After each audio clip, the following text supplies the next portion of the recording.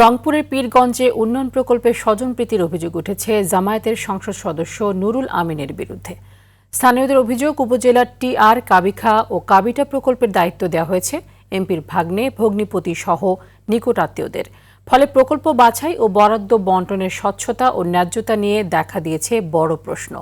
রংপুরের পীরগঞ্জ থেকে মিনহাজুল ইসলাম মিলনের পাঠানো তথ্য ও চিত্রে আরও জানাচ্ছেন সুলাইমান কবির।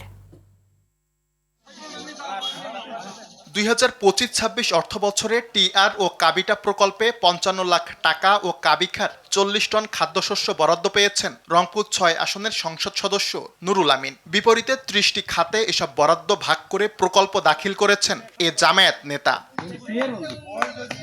তবে এসব প্রকল্পের কয়েকটিতে নুরুল আমিনের বিরুদ্ধে স্বজনপ্রীতির অভিযোগ তুলেছেন স্থানীয়রা। তাদের অভিযোগ, উপজেলার একটি মসজিদ উন্নয়ন প্রকল্পে সংসদ সদস্যের ভগ্নিপতি ইয়াকুব আলী ও একটি সড়ক নির্মাণ প্রকল্পে সভাপতি করা হয়েছে ইয়াকুব আলীর ছেলে সালমান শরীফ শাওনকে। এতে বরাদ্দ বণ্টনের স্বচ্ছতা ও ন্যায্যতা নিয়ে প্রশ্ন তুলেছেন তারা। যে জায়গায় জনগণের কোনো কল্যাণ নাই, সে জায়গায় দিয়ে স্বজন প্রীতি আত্মীয়তার সম্পর্ক রাখা মোটেই ঠিক হচ্ছে না। তুলে ভাই, বোন, জামাই, ভগ্নিপতি যারা আছে তারা কাজে এমপি সাহেব করছে। আমার এখান যাওয়া পারি না মসজিদে, তাহলে সেটার কাজ নাই, আর যেটা কোনো কাজের দরকার নেই ওটা লোকে যায় না। অভিযোগের বিষয়ে জানতে চাইলে নুরুল আমিনকে না চেনার দাবি করেন ভগ্নিপতি ইয়াকুব আলী। এমপি সাহেব আমার কেউ হয় না, আমি হলো জামাতের সেক্রেটারি, জামাতের কাজ করি, এমপি চিনি না আমি। এ বিষয়ে জানতে সংসদ সদস্য নুরুল আমিনের সঙ্গে মুঠোফোনে যোগাযোগ করা হলে কোনো সদুত্তর না দিয়ে ফোন কেটে দেন তিনি। তুলেরামপুরে ওখানে দুইটা প্রকল্প নিয়ে এলাকাবাসীর কিছু অভিযোগ। আচ্ছা, আমি পরে কথা বলে, আমি মোটরসাইকেলে আছি তো।